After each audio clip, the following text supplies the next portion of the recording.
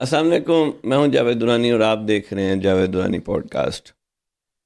ناظرین، میری کوشش ہوتی ہے کہ میرے وسیب کا جو بھی ٹیلنٹ ہے اور وہ گروم کر رہا ہے اور اچھے مقام پہ اور اپنی محنت سے کر رہا ہے، تو مجھے بڑا فخر محسوس ہوتا ہے کہ میں پوری دنیا کو دکھاؤں، کیونکہ ہم پہ ہمیشہ ایک چھاپ لگی ہے کہ ہم لوگ بیکورڈ کہلائے جاتے ہیں۔ لیکن جب کوئی بندہ محنت کرنے پہ آ جائے تو وہ مقام بھی حاصل کر لیتا ہے جو بڑے شہروں میں ہے۔ تو آج کی میری مہمان شخصیت مطیع الرحمان شیخ صاحب ہیں۔ ماشاءاللہ ایک سکسیس سٹوری میں ان کی لائف کی شیئر کرنے جا رہا ہوں، اور میں اس طرح کے مہمانوں کو ناظرین اس لیے دعوت دیتا ہوں کہ جو میرے باقی نوجوان ہیں انہیں کو موٹیویشن حاصل ہو سکے۔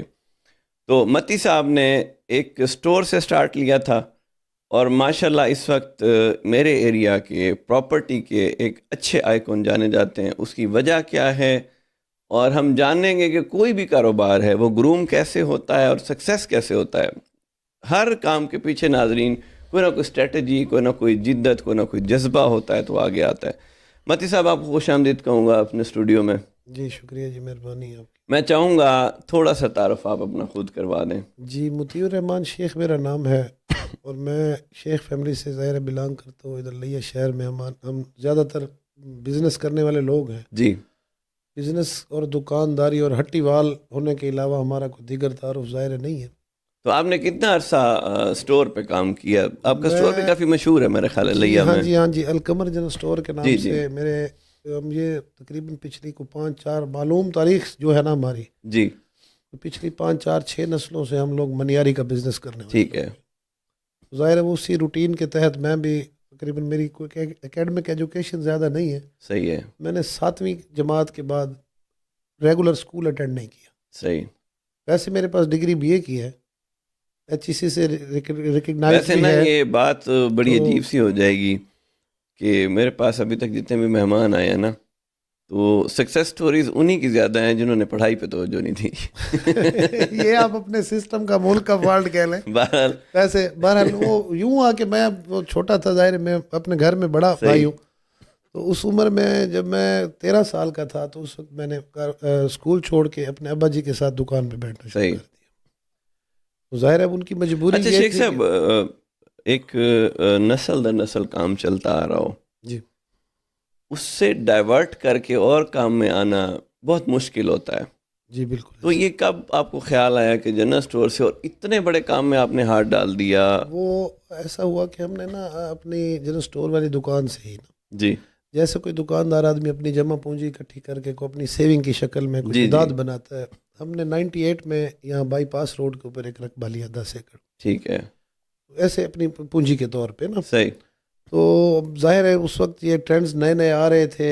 2008-9 تک تو وہاں کھیتی باڑی بھی کرتے رہے۔ ہم نے وہاں ایک اینٹوں کا بھٹا بھی لگایا، وہاں صحیح، چھوٹا سا ایک اپنے استعمال کیا تک سوئمنگ پول وغیرہ بھی بنایا، یعنی وہ ایک زرعی رقبے کے جی طور پہ جی ہم نے اسے وہ کیا۔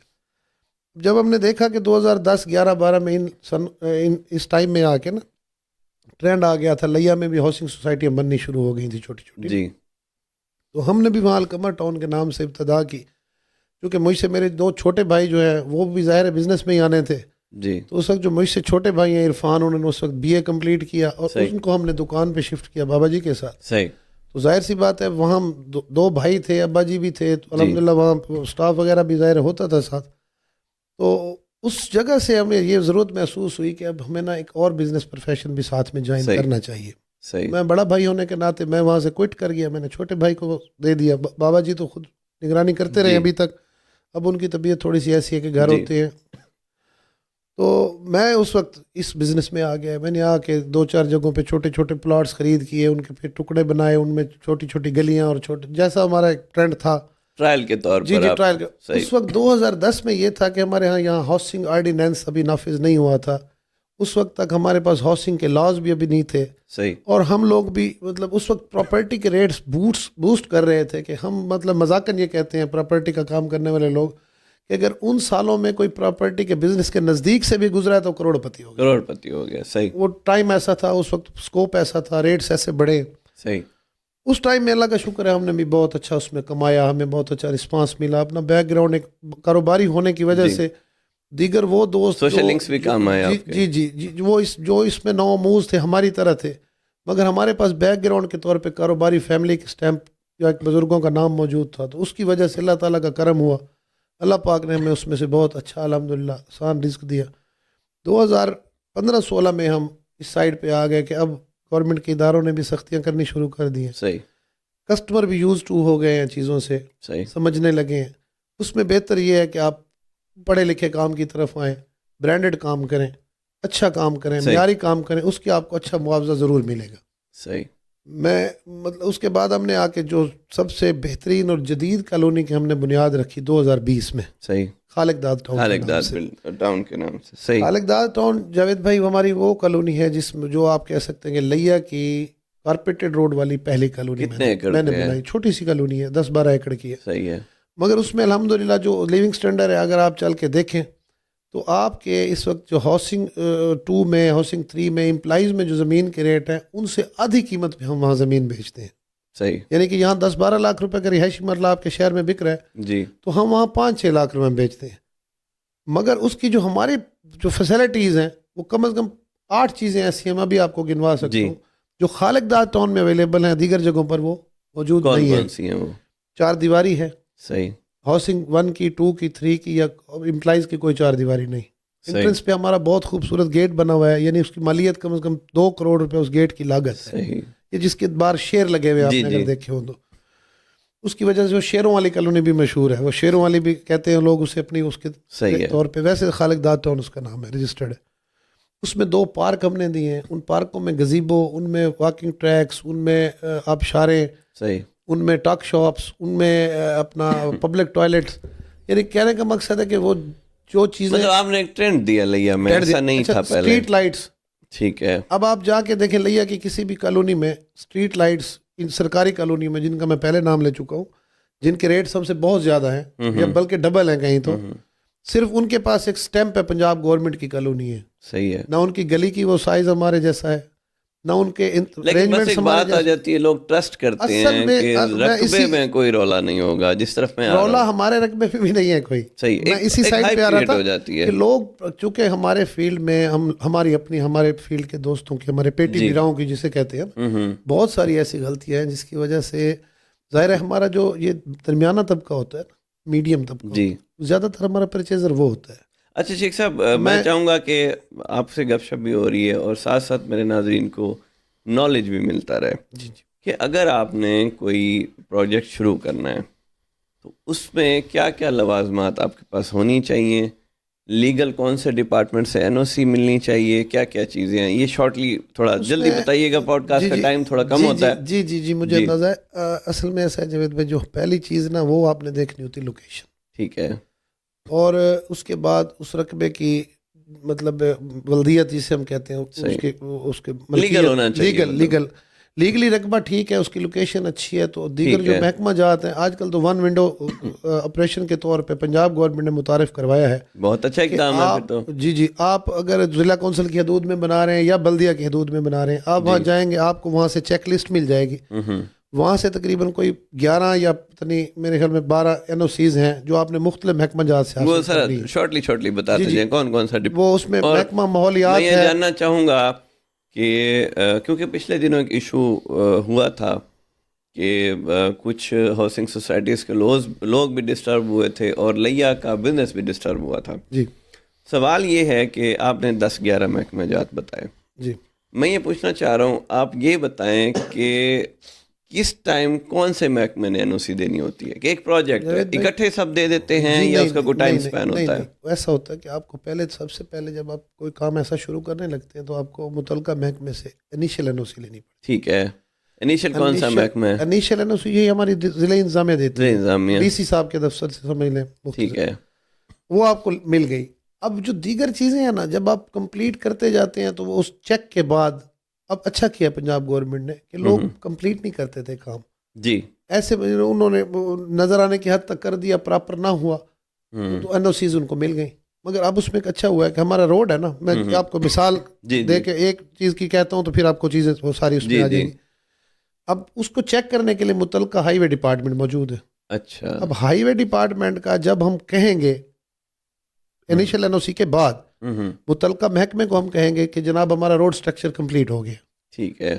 اس کے لیے انہوں نے اس کو با معاوضہ گورنمنٹ نے وہاں کے گزٹڈ آفیسر کی ڈیوٹی لگانی ہے کہ وہ آ کے ہماری کالونی کے روڈ کی بٹ لگائیں گے. بٹ لگانا کہتے ہیں اس کو چیک کرتے ہیں اس کی کمپیکشن لیول. یہ باتیں یقین کریں مجھے بھی نہیں پتا, میں چاہوں گا آپ تفصیل سے میں کمپلیٹ کر.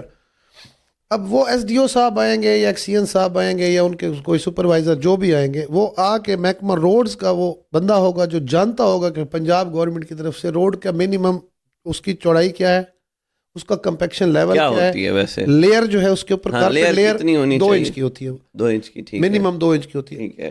اچھا, اب یہ سب چیزیں جو ٹیکنیکلی انہوں نے اچھا کیا ہے کہ ان کو پارٹیسپیٹ کر دیا. ٹھیک ہے. پہلے یہ ہوتا تھا کہ آپ کے جو اے ڈی سی آر صاحب ہوتے تھے, اے ڈی سی آر تو اب یعنی جو ایڈمنسٹریٹر ہوتے تھے کمیٹی کے, انہوں نے اپروول دے دینی ہوتی تھی. اب اس میں ہوتا کیا تھا کہ وہ چیزیں ٹیکنیکلی نہ وہ جانتے تھے, نہ ان کے نالج میں آتی تھیں, اور نہ ان کے اوپر یہ کچھ ضروری ہوتا تھا کہ وہ متعلقہ محکمے سے چیک کروائیں. اب یہ ان کے اوپر ضروری ہو گیا. ٹھیک ہو گیا. پہلے منظوری کیے جائے کہ اب بھی انہوں نے دینی ہے. ٹھیک ہے. مگر اس میں ایک کاغذ ایڈ ہوگا ایکسپرٹ کو ڈال دیا, ایکسپرٹ کے اوپر سے. بہت اچھی. اب آپ کا پبلک ہیلتھ ڈپارٹمنٹ ہے, ظاہر ہے کہ سیوریج کے متعلق جتنا بہتر وہ جانتا ہے, کسی سیوریج کے صحیح ہونے یا غلط ہونے کے بارے میں تو ٹیکنیکلی رائے آئے گی نا, انجینئر صاحب رائے دیں گے نا. ہائی وے آ گیا, اس کے بعد یعنی یہ بتدریج جتنا چیزیں آپ کرتے ہیں سب کو چیک کا سسٹم موجود ہے. کہنے کا مقصد نہیں, میں یہ جاننا چاہ رہا ہوں کہ ایک چیز جو ڈپارٹمنٹس ہیں کہ کس ڈپارٹمنٹ کی انوالومنٹ کب شروع ہوتی ہے؟ یعنی پہلے تو آپ نے متعلقہ آپ کا جو سب سے بیسک ڈپارٹمنٹ ہے نا, جس نے باقیوں کو ساتھ لے کے چلنا ہے, آپ کی فائل کی کمپلیشن تک, این او سی فائنل آپ کی جاری ہونے تک جس نے ساتھ چلنا ہے, وہ تو آپ کے ایریا پہ ڈیپینڈنٹ. اگر آپ کا ایریا بلدیہ میں ہے تو وہ متعلقہ آپ کی جو بلدیہ ہے وہ آپ کو ڈیل وہی ساری چیزیں وہ اسی کے تھرو ہی چلیں گی. اس میں ایک ہمارے ہوتے ہیں ایم او پی, ہم کہتے ہیں میونسپل پلاننگ آفیسر. ٹھیک ہے. میونسپل آفیسر پلاننگ جو ہوتا ہے, اس کی ڈیوٹی ہے کہ اس نے آپ کو یوں سمجھ لیں بطور مانیٹر آپ کو اس نے ادارہ جاتی اس میں اس نے چلانا ہوتا ہے. آپ کی فائل کو بھی, آپ کے پروجیکٹ کو ایٹ دی اسپاٹ بھی. اچھا شیخ صاحب, میں تھوڑا سا اگر وہ اگر آپ مائنڈ نہ کریں تو ایک کمپلیشن اگر نہ ہو پائے تو تھوڑی سی تشنگی رہ جاتی ہے سننے والوں کو بھی اور بتانے والوں کو بھی. تو میں عرض کر رہا ہوں, اب جب وہ آپ وہاں جا کے اپیئر ہوتے ہیں نا پہلے ایک دفعہ, اب وہاں جا کے اپلیکیشن دیں گے کہ جناب یہ جگہ لینڈ میرے پاس موجود ہے, یہ اس پہ پلاننگ کر کے میں اس کو کالونی بنانا چاہ رہا ہوں منظور شدہ. تو اس دن سے لے کے نا آپ کی فائنل اپروول تک جس افسر نے آپ کو گائیڈ کرنا ہے, بمطابق قانون آپ سے کام کروانے ہیں, آپ کو وقتاً فوقتاً آ کے موقع آپ کا وزٹ کرنا ہے, گورنمنٹ کی طرف سے ڈپیوٹیڈ افسر موجود ہیں, میونسپل آفیسر پلاننگ جنہیں ہم کہتے ہیں, یا ڈسٹرکٹ آفیسر پلاننگ کہتے ہیں, ڈپٹی ڈسٹرکٹ آفیسر کہتے ہیں. یہ جو ضلع کونسل میں ہوں گے وہ پورے ضلع کو, اس میں ضلع کونسل کی حدود کو دیکھ رہے ہوتے ہیں, جو بلدیہ میں ہیں بلدیہ کی حدود کو دیکھ رہے ہوں گے. تو یعنی اس کے لیے پراپر سارا کچھ موجود ہے ہمارے پاس. اور یہاں ہمارے بہت سارے دوست ایسے ہیں جنہیں ان ساری چیزوں سے کوئی سروکار نہیں, انہوں نے رقبہ لیا, اس کے اوپر نقشہ بنایا, آپ کو مجھے لوگوں کو عوام الناس کو پلاٹ بیچ کے چلتے بنے. اچھا, میں یہاں یہ بات میں آپ سے پوچھنا چاہوں گا فار پبلک نالج کہ گورنمنٹ کی کیا کیا ریکوائرمنٹس ہیں کہ ایک کالونی آپ بنانے جا رہے ہیں تو کیا کیا فیسلٹیز لازماً آپ نے دینی ہے اپنے ریزیڈینشیل پلاٹس کو؟ آپ کی جو گلی کی چوڑائی ہے وہ کم از کم 30 فٹ ہونی چاہیے, کم از کم. اس سے کم میں ہوگی تو آپ کی کالونی منظور نہیں ہو سکتی. ٹھیک ہو گیا. اور 7% کل رقبے کا آپ نے اوپن سپیس کے طور پہ چھوڑنا ہے. یہ جو ہم جہاں پارک بناتے ہیں یا پلانٹیشن کرتے ہیں, یہ بھی مسٹ ہے. منیمم اوپن سپیس آپ جو اس میں آپ گلی کی چوڑائی رکھیں گے نا, وہ آپ نے منیمم 30 فٹ رکھنی ہے. آپ 29 فٹ کی گلی بنا کے کالونی منظور گلی 30 فٹ ہو گئی. اور کیا چاہیے؟ 7% اوپن سپیس آپ نے چھوڑنا ہے پارکوں کے لیے. اگر آپ کی کالونی 100 کنال سے بڑی ہے تو پھر 2% کل رقبے کا آپ نے قبرستان کے لیے مخصوص کرنا ہے. اچھا, یہ کتنے ایکڑ پہ ہے؟ یہ تو مختلف ہے نا, کس کا خالق داد نہیں, قبرستان کی جو ریکوائرمنٹ ہے 2% کل رقبے کا 2%. کتنا رقبہ ہو تو 100 کنال سے ابو ہو, 100 کنال کی آپ کالونی بنائیں گے تو 2 کنال قبرستان کے لیے آپ نے مخصوص کر. اور جو چھوٹا پروجیکٹ ہے اور بتائیں, اس میں نہیں ہے, اس میں چھوٹا لیس دین 100 کنال جو ہوگا اس میں آپ کو یہ 2% نہیں کرنا قبرستان کے لیے نہیں. اور اس کے بعد بتائیں آپ, اس کے بعد اس میں 2% آپ نے پبلک بلڈنگ کے لیے دینا ہے, یعنی جہاں یہ ارینجمنٹس کے لیے کالونی کے اندر مارکیٹس کہہ سکتے ہیں. نہیں, مارکیٹ کمرشل ایریا الگ چیز ہے. اچھا, یہ آپ کو بلدیہ کے انتظامات کے حوالے سے آپ نے بلدیہ کے نام کرنی ہوتی ہے. 2% جگہ. اس میں کیا ہوتا ہے, مطلب اس کیا میں انہوں نے آفس بنانا ہے جو لوگوں کو ڈیل کرتا ہے, لوگوں کے معاملات چلاتا ہے, کیونکہ آپ ہینڈ اوور کر دیں گے, جب قانون یہ کہتا ہے کہ جب ہم ڈیولپ کر چکے ہیں تو پھر ہم نے بلدیہ کو ہینڈ اوور کر دینی ہے. جب آپ ہینڈ اوور کریں گے تو اس کو صفائی ستھرائی کے اس کے جو انسٹرومنٹس ہیں, ان کا عملہ ہے, انہوں نے اپنے رکھنے اٹھانے کے لیے ہم اس کے 2% رقبہ ان کو دینے کے پابند ہیں کہ وہ وہاں اپنے ارینجمنٹس کے لیے اپنی جگہ مخصوص کریں. سر یہ اپنا گودام بنائیں, بڑا اپنی جگہ فروٹفل بنائیں. ہونے جا رہا ہے پوڈ کاسٹ کے, یہ